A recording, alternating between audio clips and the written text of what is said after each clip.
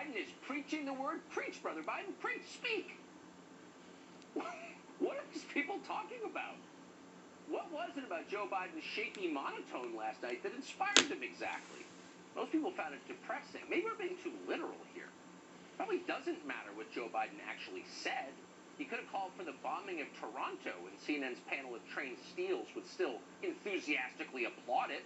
It's their job to enthusiastically applaud what Joe Biden says. Our job is to try and figure out what Biden's speech meant for the country. So let's look at it for a minute. The lockdowns have been tough, Biden conceded at the outset. God knows how we got them, but we did. Those restrictions will be lifted as soon as we can lift them, and we will return to some version of the country we now only dimly remember. We'd really love to do that. We mean it. We'd love it. But in order to go forward and take the boot off your neck, we're going to need every American to listen very carefully and to obey our orders. Do what we tell you to do. Now, that won't be easy. But if you do it, there is a payoff for good behavior. If you're obedient, there's a chance, not a guarantee, of course, but a distinct possibility, God willing, that you may be able to see some of the people you love around July 4th. That could actually happen, ladies and gentlemen. Listen to this. If we do our part, if we do this together, by July the 4th, there's a good chance you, your families and friends, will be able to get together in your backyard or in your neighborhood and have a cookout and a barbecue and celebrate Independence Day. That doesn't mean large events with lots of people together, but it does mean small groups will be able to get together. Did you hear that, America? There is a good chance, again, not a sure thing, but what is a sure thing these days? But a good chance that you might be allowed to have a modest cookout 4 months from now. That is, as long as you obey regulations, weather permitting, and assuming that current federal projections unfold according to plan. That's your prize. This offer, by the way, does not apply to full-time employees of the radio station or their families. But with luck, this could be your reward after a year and a half of lockdown. A 4th of July cookout in your very own backyard, assuming you have one. Don't ever tell us that Joe Biden isn't a compassionate, generous man.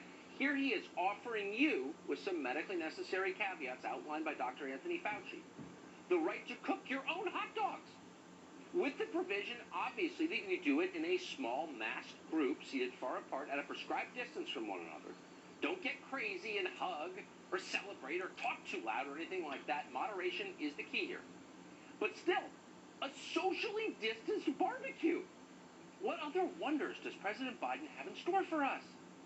Well, you're going to have to get vaccinated to find out. Sorry, that's the other requirement. Should have mentioned it. Everybody needs the shot, period. That's what Biden said. And that's a lot of shots.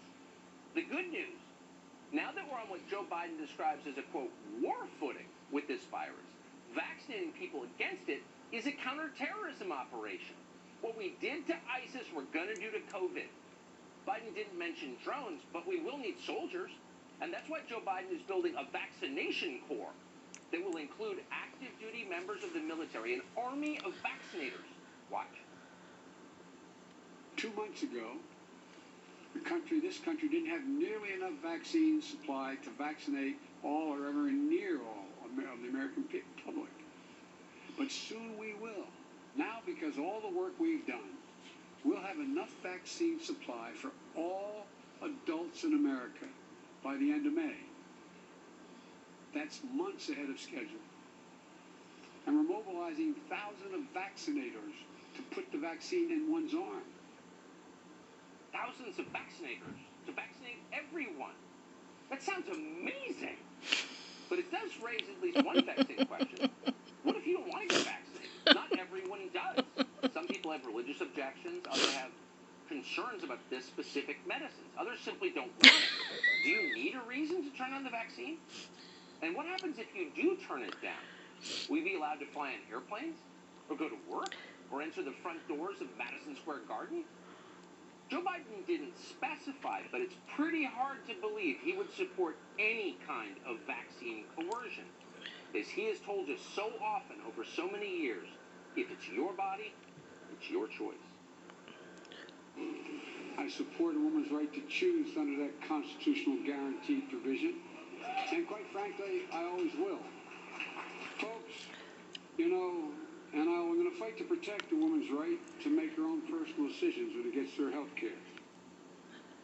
Quite frankly, you've got the absolute right to make your own personal decisions about your own personal health care. Period. That's in the Constitution. Joe Biden would never violate that right. He's been defending that right since before you were born. It's your body. It's your choice. Period. Of course, as with everything, there are caveats. If you don't take the shot that Joe Biden wants you to take, if you persist in making your own personal decisions about your own personal health care, then Joe Biden is going to have to shut the country down again. No socially distanced barbecues for you, buddy. You're going to have to eat your hot dogs alone inside. If we don't stay vigilant and the conditions change, then we may have to reinstate restrictions to get back on track. To which CNN might say, hallelujah!